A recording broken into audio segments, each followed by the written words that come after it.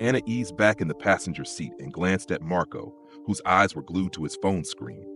Rain-dark clouds gathered overhead, but Marco didn't even notice.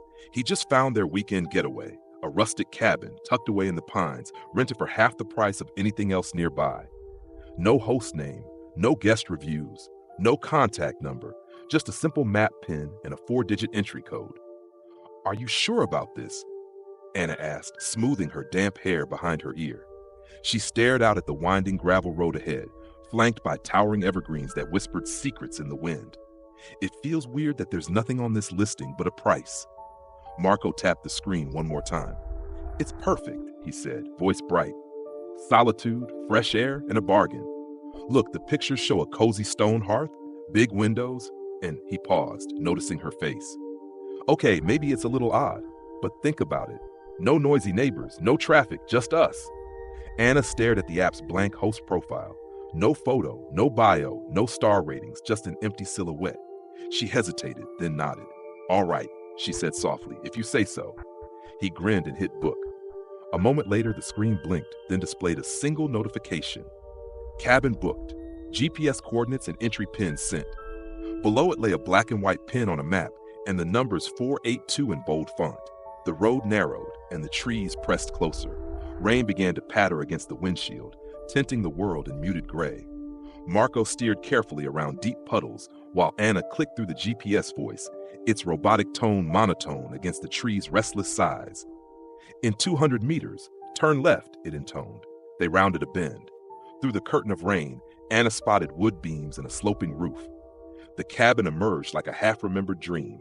Lanterns glowed inside, their light soft and golden against the storm. Marco parked on the gravel pad. "We made it," he said, unlocking his door. He turned back to her, excitement flickering in his eyes. "Come on!" The rain had calmed to a drizzle as they approached the front door. Plain glass panes revealed a tidy living room, a stone fireplace, 2 armchairs angled toward it, and a low wooden coffee table. On the floor, 2 locked suitcases, dark leather with brass clasps, sat side by side. Next to them lay a smartphone, its screen cracked. Anna's heart fluttered. "Who were these people?" she whispered, pointing at the luggage. Marco set his bag on the porch and ran a finger along the keypad beside the door. He punched in 4812. The lock clicked. He pushed, and the heavy oak door swung open on silent hinges. Inside, the air was cool, scented faintly of wood smoke and linen. Anna stepped in, her boots clicking on the hardwood floor. She glanced at the mantel, where framed photographs leaned against the wall. In each, a smiling family posed beneath sunlit trees, but every face had been crudely scratched out, as though someone had carved away their identities. Marco flicked on a hallway light. It buzzed faintly before settling to a steady glow. He shrugged off his wet jacket and hung it on a hook. "Looks like they forgot to clear out," he said, nodding toward the suitcases. Anna approached the coffee table. She turned the cracked phone over in her hand. The screen displayed a single notification. Missed calls 12. The most recent was from unknown, 45 minutes ago. She tapped it, no response. A sudden gust rattled the windows. Anna shivered. "Marco," she said, her voice low. "This feels off. There's no sign of a host, and someone left all their stuff behind." He gave her a reassuring smile. "Maybe they got stranded or decided to stay somewhere else." He stooped to examine the suitcases. "Either way, it's clean and comfortable, and free for the weekend. What could go wrong?" Anna swallowed. The cabin was undeniably charming. Cozy rugs, hand-woven throws, the soft glow of lanterns. Yet something tugged at the edge of her mind, a warning she couldn't name. She set the phone on the table and stepped toward the window, wiping a raindrop from the glass.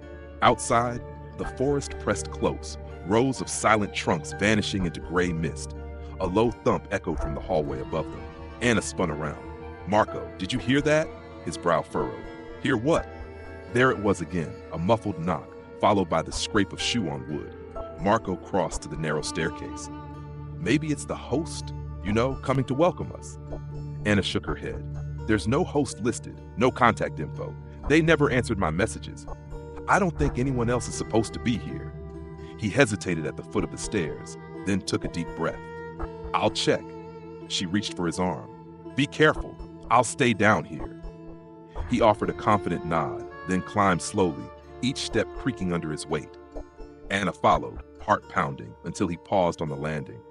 The second floor was silent and dark, the single bulb in the hall flickering. "Marco," she called, voice barely more than a whisper. He held up a hand, fingertips brushing the wall near a closed door. "Nothing here," he murmured. "Maybe an animal, wind rattling something outside." Anna exhaled. "Let's just settle in and call it a night." He smiled, relief softening his features. "Sounds good." They returned downstairs. Marco relocked the door behind them, and they spread out their own belongings on a side table. Clothes, toothbrushes, a flashlight. Anna's fingers lingered on the cold metal of the cabin key before she tucked it into her pocket. Thunder rumbled in the distance. Outside, the forest seemed to hold its breath. Anna met Marco's eyes. "Okay," she said, forcing a smile. "Let's make this an adventure." He took her hand and led her toward the fireplace. The lantern light danced off the walls as they settled into the armchairs. But in the hush that followed, Anna couldn't shake the feeling that somewhere, high above, something was waiting, and that this cabin, too good to be true, had secrets of its own. Morning light filtered through the curtains in thin gray slats. Anna blinked awake to the faint hum of the cabin's old refrigerator and the soft creak of floorboards beneath Marco's footsteps. She sat up, rubbing her eyes, and watched him move quietly toward the living room. His jacket lay folded on the couch, and the guest phone still rested on the coffee table, its screen dark, as if it hadn't been touched since last night. Anna swung her feet over the edge of the bed and stood. She slipped on her slippers and padded after Marco. He knelt beside one of the locked suitcases. The brass clasps glinted in the dull light. Marco ran his fingers over the leather's grain, frowning. "Any sign of a combination?" Anna asked. Marco shook his head. "Nothing obvious. No name either. Just these two cases and that phone." Anna nodded, unsettled. She reached for the phone and powered it on. The screen flickered, then displayed the lock screen wallpaper, a blurry photo of a woman's face. Her eyes were closed. A buzz of vibration startled them both. The phone showed one new voicemail. Anna tapped to play it. Static filled the cabin, then a woman's voice, low and strained. "Please don't leave us. Please." The message ended on a whimper. Anna's hand trembled as she set the phone down. "Who do you think left this?" she whispered. Marco sighed. Maybe the last guests weren't entirely happy here. He rose and moved to the kitchen nook. He lifted a yellowed guest book from the shelf. Its cover read simply "Guests" in faded black letters. He flipped it open. The first entry, 6 months ago, signed MJ, no comment. Next, S+T, 4 months ago. Below that, C+L, dated exactly 2 weeks earlier. And again, no comment. Anna pointed at the blank spaces beside each signature. "They didn't write anything?" Marco shrugged. "No star ratings, no had a great time, Blair, nothing." Anna frowned. "That's unusual. Even bad guests leave a note." They exchanged a glance. Marco cleared his throat. "Let's see if we can find more clues." He climbed the narrow stairs to the loft, and Anna followed. The loft held a single bedroom and a small study table. On it lay a torn envelope. Marco picked it up. The seal was broken, and inside was a handwritten note. "Do not stay after midnight. They return." Anna's breath caught. "Who wrote this?" Marco shook his head. "I don't know, but it sounds like a warning." Below the note, scrawled in the margin, were 2 scribbled initials, LT. "LT," Anna repeated. She glanced at the guestbook signatures and counted. The only pair whose initials matched LT were S+T. But whose name began with L? They rifled through the desk drawers. In the bottom drawer, a small leather-bound journal awaited. Its pages were yellowed and brittle. Anna opened it to the first page. "Arrived June 18th, peaceful at first. But this place, it changes you. Strange sounds in the walls, shadows moving when you're not looking. We plan to leave tonight." She flipped to the last entry. "We ran out at 12:07 a.m. Heard them calling our names. We never looked back." The final page was torn out. Only a jagged edge remained. Anna's voice trembled. "They left in the middle of the night, too." Marco closed the journal gently. "And they heard voices calling them." They exchanged worried looks. Outside, a crow cawed from the treetops. Anna closed the loft door and led Marco back downstairs. She felt the hair on her neck prickling. In the living room, the cracked phone screen flashed with a new notification. "Missed call from unknown." The time read 7:02 a.m., the same minute the journal said the last guests fled. Marco's eyes widened. It's replaying their timeline. Anna swallowed hard. We need to leave, now. He hesitated, glancing around. Our car. She finished his thought. It wouldn't start last night. We couldn't call for help. A low rumble rolled through the cabin as if in response. Anna stepped toward the front door and tried the handle. Locked. Marco hurried to the keypad and punched in "Foot." The lock clicked, but the door wouldn't budge. He frowned. It's jammed. Anna pounded lightly on the door. Let me try. She entered the code again. Still nothing. Rain began to patter against the panes. The cabin felt suddenly smaller, the walls closing in. Anna took a deep breath. Okay, think. Marco nodded. There must be another exit. He led her around the side to a sliding glass door. He pulled the handle. It held fast. Anna's eyes darted to the kitchen window. Through it, she saw the world outside shifting. The mist rolling in thicker, trees bending in a breeze she didn't feel. An icy dread settled in her chest. Marco? She whispered. Something's wrong. He looked back at her, pale. I know. They moved back inside. Every familiar corner of the cabin now felt ominous. Anna's gaze flicked to the fireplace. The hearth was cold, but on the floor lay fresh footprints in the dust. 2 sets, small and bare, as if someone had slid inside on socks. Anna knelt to inspect them. Look, Marco crouched beside her. The prints led away from the hearth toward the hallway. They paused at the stairs, then stopped altogether. Anna stood abruptly. They were just here. Marco rose, voice tight. We're not alone. A soft thump came from the hallway above. Anna's breath hitched. We heard that last night. Marco gripped her hand. We listened and found nothing. A second thump, louder this time, shook the ceiling. Anna's heart pounded. She looked up the staircase. Each step felt miles away. He pulled her toward the kitchen. We need supplies, flashlight, maybe tools. She nodded, voice shaking. And we need a plan. He grabbed the flashlight from the side table and flicked it on. A pale beam swept the room. Shadows danced across the walls. Anna set her jaw. First, we document everything.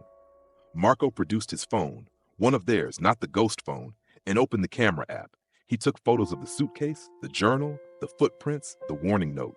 Anna watched him, breath shallow. Every click of the camera echoed in the silence. When he finished, she spoke. Next, we find a way out. Marco nodded and moved toward the stairs. Anna followed, flashlight raised.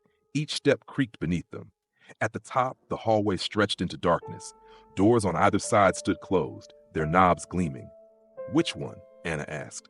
Marco pointed to the door on the right. Guest bedroom. He opened it slowly. The room was empty, save for a single chair, its back turned to them. The flashlight beam passed over it, illuminating worn upholstery. Then, and Anna's stomach lurched, the chair began to rock. Back and forth, as if pushed by unseen hands. Anna froze. Marco's breath caught. The chair rocked faster, scraping the hardwood floor. Anna whispered, voice barely there. Marco? He stepped forward, hand trembling, and reached for the chair. At that moment, the hallway light flickered and went out. Darkness swallowed the cabin. And in that blackness, the chair fell silent. Anna clutched Marco's arm. We can't stay here. He switched the flashlight off. We have to find a way out. Now. Together, they slipped back into the hallway, hearts racing, every shadow a threat. Behind them, the empty chair sat still, and the house held its breath. Dusk settled into the forest like spilled ink. Outside the cabin, the pines pressed closer, their needles whispering secrets in the growing wind. Anna and Marco stood in the hallway, flashlight trembling in Marco's hand, the air thick with expectation. I'm going to check the living room again, Marco whispered. Maybe there's another clue there. Anna nodded, voice tight. I'll stay here and watch the stairs. He slipped past her and descended, each stair groaning under his weight. Anna pressed her back against the wall, listening for any sound beyond her own heartbeat. Downstairs, Marco swept the beam of light across the room. The 2 abandoned suitcases lay where they'd been, and the cracked phone sat on the coffee table, its screen now blank. He moved toward the mantel and paused. The scratched-out photographs caught his eye again. Cheerful family moments, faces erased by deep gouges. A distant rumble of thunder punctuated the silence. Marco's pulse quickened. He knelt beside the phone and tapped the power button. The screen flared to life, then immediately went black as if sucked of power. He pocketed the dead device and straightened. Something shifted behind him. He swiveled the flashlight beam, empty space. His chest tightened. He turned off the light and called up the stairs, voice low. "Anna? Everything okay?" No answer. He flicked the flashlight back on and ascended, moving more cautiously now. At the top, he found Anna pressing her cheek to the door of the room with the rocking chair. Her eyes were wide. "They're outside," she said softly, voice taut. Marco glanced past her to the window at the end of the hall. Gray light still lingered, but beyond the glass, the world was shrouded in mist. Shapes moved between the trees, too slow to be human, too purposeful to be birds. "And they're watching," Anna added. Marco swallowed. "We need to board up the windows." Anna backed away from the window. "We don't have tools." He ran a hand through his hair. "Kitchen drawers. There might be something." She followed him down. In the kitchen, he rummaged through utensil drawers, finding only spoons, knives, and a single old hammer. He handed the hammer to Anna. "Help me with the living room windows," he said. Together, they wedged chairs and stools against the largest pane. Each scrape of wood against glass echoed like a gunshot. Outside, the fog thickened until the trees vanished into a gray ocean. When the last chair rattled into place, they backed away. Marco exhaled, voice rough. "That'll hold for now." Anna's gaze darted to the doorway. "We should light the fireplace." He hesitated. No fuel. She crossed to the hearth and knelt. Among the footprints in the dust, she saw fresh kindling, small twigs, and crumpled newspapers shoved into the grate. Whoever or whatever had prepared it. Marco broke matchsticks from his pocket and struck one. The spark ignited the paper. Flames licked to life, casting warm light and dancing shadows across the walls. The cabin felt, momentarily, like home. Anna sat cross-legged on the rug, hugging her knees. "We need to keep track of time," she said. "Whatever happens, we can't let them catch us off guard." Marco checked his watch by the firelight. "It's 8:14 p.m. We've got 4 hours until midnight." Her eyes met his, haunted. "We know what happened at midnight last time," he nodded. "We'll stick together. No one goes upstairs alone." The fire crackled. Outside, a branch scraped against the window, slow, deliberate. Anna flinched. "Are you okay?" Marco asked, rising to peer through a gap where the chair didn't quite reach. She swallowed. "I don't know. I keep hearing something, like whispering." He turned on the flashlight and swept the room. The 2 suitcases sat untouched in the corner. He approached them, careful. The larger one bore a nameplate, C. Lewis. He tapped the plate. C. Lewis, one of the guest book initials. Anna knelt beside him, voice low. "Check inside." He released a clasp.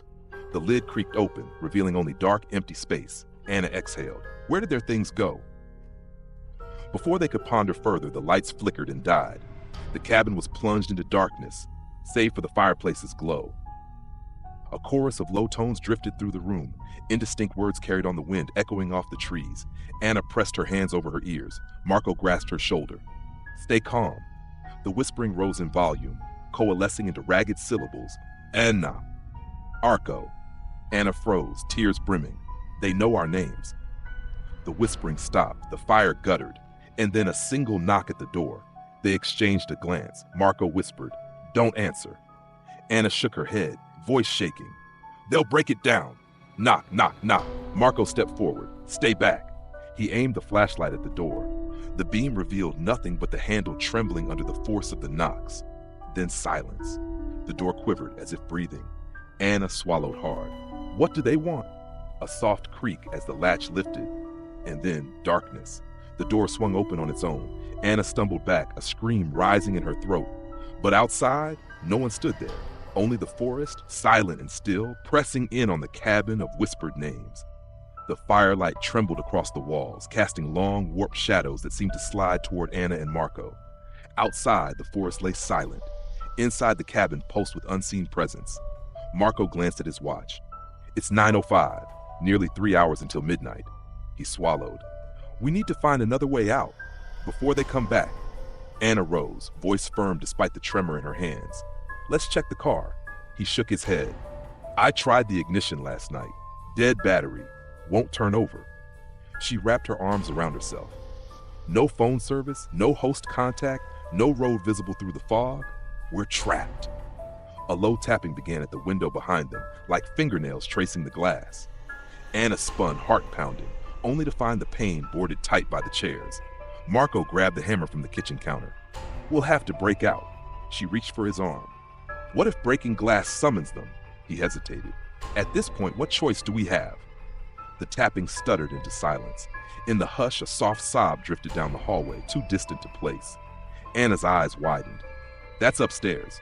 Marco exhaled. They're luring us up. Anna's pulse raced. We can't separate. He nodded. Stay here. I'll check. No, she insisted. We go together. He took her hand. Okay. They moved as one toward the staircase. Each step groaned beneath their weight. The hallway light flickered, then died, leaving only the lantern's amber glow. At the top, the air grew colder. Anna clutched Marco's hand. Did you hear that? He nodded, voice low. A sob. They followed the sound to the door of the guest bedroom, the same room where the chair had rocked. The sobbing ceased as they approached. Marco braced himself and turned the knob. The door swung open into pitch black. The lantern light hardly reached.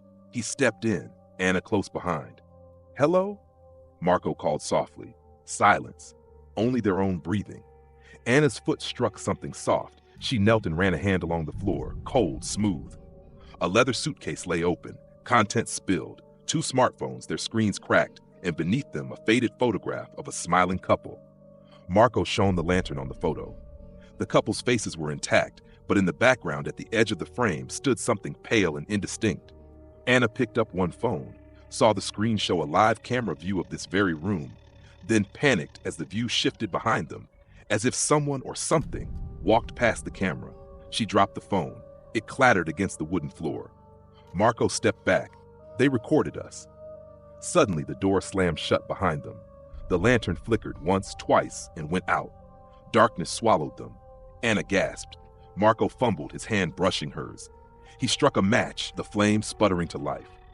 The lantern sprang back on. Ahead, across the carpet, more footprints. Small, bare, led toward the window. Anna followed them, heart in her throat.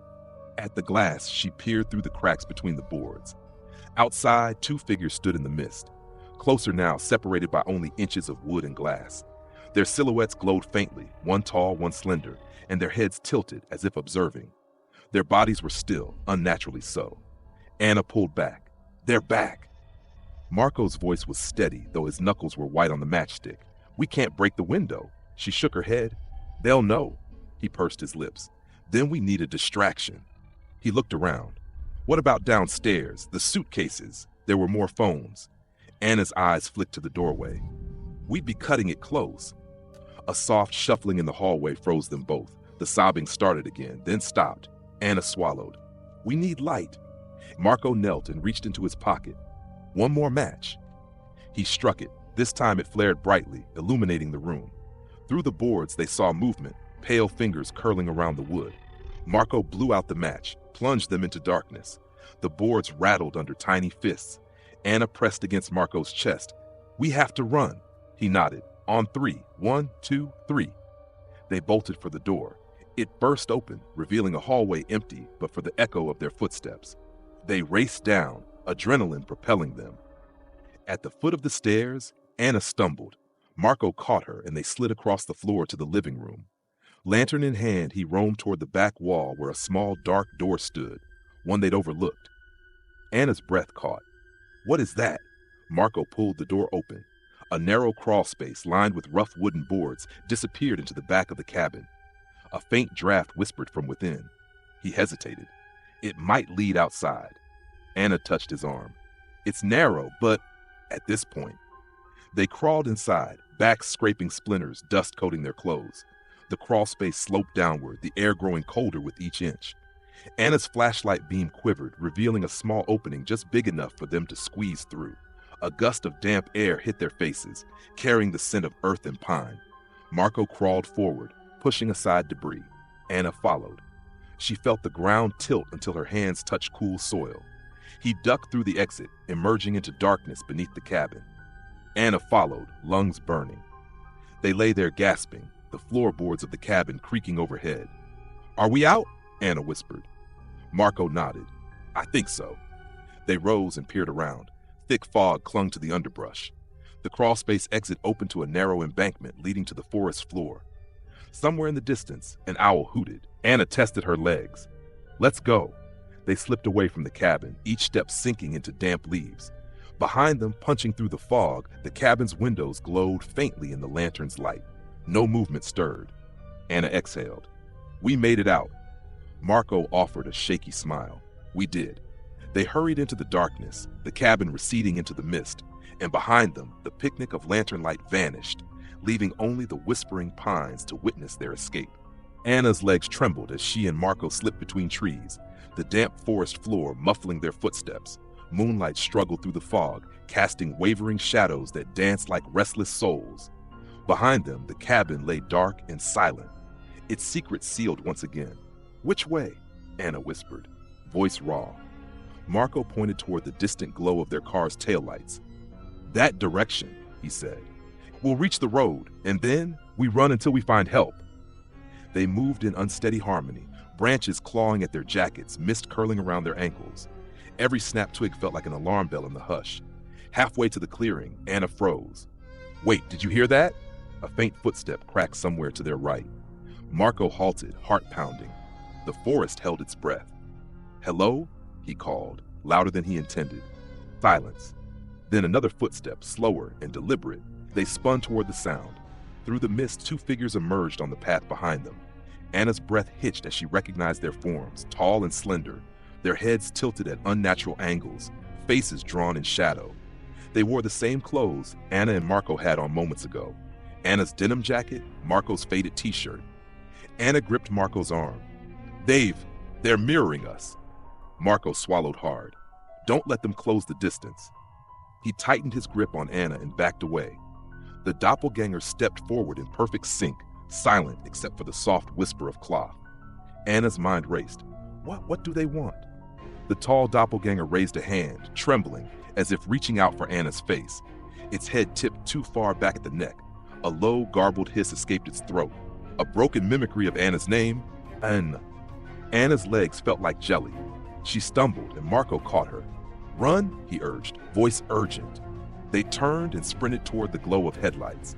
Branches whipped their faces, roots snagged their feet. Behind them, the figures glided forward, never running, always closing. Anna dared a glance.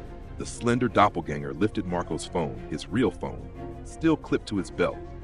The screen shone, displaying a live feed of their flight through the trees, their terrified faces illuminated by pale moonlight. A guttural sound came from both figures in unison, a hollow, echoing laughter that wasn't human. Anna's chest burned. She forced her legs to move faster, lungs screaming. Marco sprinted beside her, weaving through trunks that seemed to shift of their own accord. They burst into the clearing. The gravel road stretched before them, slick with moisture. Beyond it, a lone pickup truck sat idling, headlights on. Marco dove for the driver's door. Anna yanked on the handle. It was locked. Behind them, the mist parted, and the doppelgangers paused at the tree line, just yards away. Their mirrored eyes gleamed. Marco circled to the passenger side. The door opened, and he slid behind the wheel. Anna clambered in as he slammed the door shut. He jabbed at the lock. Nothing. "It's automatic," he cursed. He yanked the handle again. The door sprang open. Anna slammed her weight against it. Marco jumped in, starting the truck. The engine roared to life. Anna pressed her forehead to the glass, breath fogging the windshield. The figures moved onto the road, gliding without leaving footprints. They raised arms in mock greeting. Marco slammed the truck into gear and floored the accelerator. Gravel spit behind them as the truck lunged forward. Behind, the doppelganger stood at the forest's edge, watching. Anna squeezed her eyes shut. When she dared to look again, they had vanished, dissolved into the mist as if they'd never been. Marco didn't slow until they reached the highway, where the mist thinned and streetlights glowed golden. Anna exhaled, voice trembling. We escaped." Marco glanced at her hollow-eyed. "We think we did." The dashboard clock read 10:47 p.m., midnight looming in just over an hour. Anna swallowed. "What now?" He shook his head. "We warned someone. Anyone." She nodded, hands still shaking on her lap. No more rental apps. They drove on, the forest behind them silent and empty. Its door to another world closed for now. But in the rearview mirror, Anna thought she saw a pair of headlights flicker deep in the trees, pulsing like a heartbeat, and felt certain that the cabin's secrets were far from finished with them. The highway ribboned out before them, endless and empty under yellow streetlights. Marco's knuckles whitened on the steering wheel as he pressed the accelerator. Anna leaned forward, peering into the rearview mirror, half expecting to see pale figures looming in the truck bed. But there was only darkness and the faint echo of the forest edge. "This has to end," Marco whispered, voice hoarse. "We'll find help at the next town." Anna nodded, shoulders hunched. "Please," she breathed, "let there be someone awake." They pulled into a 24-hour gas station just over 15 miles away. The neon pump signs buzzed above rows of sleeping cars. Marco killed the engine. Silence enveloped them, thicker than the fog they'd left behind. Anna's hand shook as she unlocked her door. Marco was already out, circling to the driver's side to open it. They stumbled onto cracked pavement, blinking under the harsh fluorescent light. Inside the station's convenience store, a young clerk glanced up from a crossword puzzle. His face was pale, eyes tired but alert. "Trouble on the road?" he asked, voice flat. Marco swallowed hard. We were stranded. Our rental cabin." He hesitated, then shook his head. "Can we use your phone?" The clerk nodded and stepped behind the counter. Anna slipped her phone from her pocket. It powered on at her touch, battery miraculously at 27%. Signal bars flickered into life. She tapped her emergency contact. It rang twice. On the third ring came a crackled voice. "Anna, is that you?" Tears blurred her vision. "Mom, it's me." She gave her location. Her mother promised to meet them in 10 minutes at the station. Anna ended the call and turned to Marco, voice trembling. "Help is coming." Marco exhaled, relief softening his features. Thank God. They sank onto a bench near the front windows. Anna pressed her back against the cool glass, breathing in the station's smell of coffee and paper towels. Marco checked his watch. It was 11:38 p.m., just 22 minutes until midnight. He reached across and took Anna's hand. "We're safe now." She forced a small smile. "We made it." Outside, the wind picked up. Anna watched the pines at the edge of the lot. Moonlight revealed their tops swaying, though there was no breeze. A low murmur drifted through the open front door of the station, like distant whispering. Anna's heart clenched. "Did you hear that?" she whispered. Marco frowned. "Probably just cars on the highway." She nodded, forcing herself to believe him. "Yeah, probably." Moments later, the door chimed. Anna's mother rushed over, eyes red and worried. She wrapped Anna in a fierce hug, yet then turned to Marco with relief flooding her face. Paramedics arrived soon after, ushering Marco and Anna into the warmth of an ambulance garage for basic checks. Anna sat on a cot, shivering under a blanket. Marco paced nearby, still in shock. Every so often he would glance at the station's door, as if expecting someone or something to walk in. Anna reached for his hand. "Hey," he met her eyes. "I'm sorry," he said, voice cracking. "I brought us into this." She squeezed his hand. "We did it together, survived together." A paramedic checked her vitals, then gave her a reassuring nod. "You'll both be fine, just some mild hypothermia and shock." Anna managed a tired laugh. Small price to pay. Outside, Anna's mother chatted with a police officer. Through the station's windows, Anna watched the pines beyond the asphalt. The wind had died, and all was still. Then, unmistakable, a soft click came from her jacket pocket. Anna froze. The paramedic noticed. "Everything okay?" Anna's gaze dropped. Her phone lay on her lap, screen lit, an incoming call from home. Her breath caught. She stared at the display. She didn't recognize the number, but the caller ID said, "Home." Marco leaned in. "Are you going to answer it?" Anna's fingers hovered, trembling. She slid to the side so Marco could see. The call rang again, "Homie," as if whispered through a thin wall. She lifted the phone. Marco put a hand on her shoulder. "It's probably Mom's phone, wrong ID." Anna nodded, voice small. She swiped to answer. "Hello?" she said, voice wavering. Silence. Then a soft, ragged whisper, "Don't come back." Anna's blood ran cold. She clutched the phone to her chest. Marco stared at her, horrified. "Did you hear that?" Anna whispered. Marco nodded, voice tight. We have to leave, now." Anna stood, blanket falling to the floor. The paramedic looked up, alarmed. "We were leaving," Marco said, pulling Anna gently toward the door. The paramedic protested, but Anna's mother hurried forward, supporting Anna. They slipped past the paramedic into the night. Outside, the lot lay empty. Not a soul in sight. The ambulance doors stood open, lights humming. Anna looked at the pines beyond, silent and waiting. She slid the phone back into her pocket. Marco rounded to the ambulance and slammed the door shut. Anna's mother wrapped an arm around both of them. "Where will you go?" Anna hesitated, then looked at the dark line of the forest. "Anywhere but here." They climbed into her car. The engine started on the first turn of the key. Marco exhaled, relief flooding his face. Anna's mother pulled out onto the highway. As the gas station vanished in the rearview mirror, Anna caught sight of the wooded edge one last time. In the faint glow of a distant streetlight, she thought she saw a pair of figures standing among the trees, heads tilted, watching. She blinked, and they were gone. Anna reached out and took Marco's hand. He laced his fingers with hers, squeezing tight. Neither spoke. Midnight came and went as they drove towards sunrise, and away from the rental that was never listed. But in the back of Anna's mind, the whisper lingered. "Don't come back." And she knew they never would.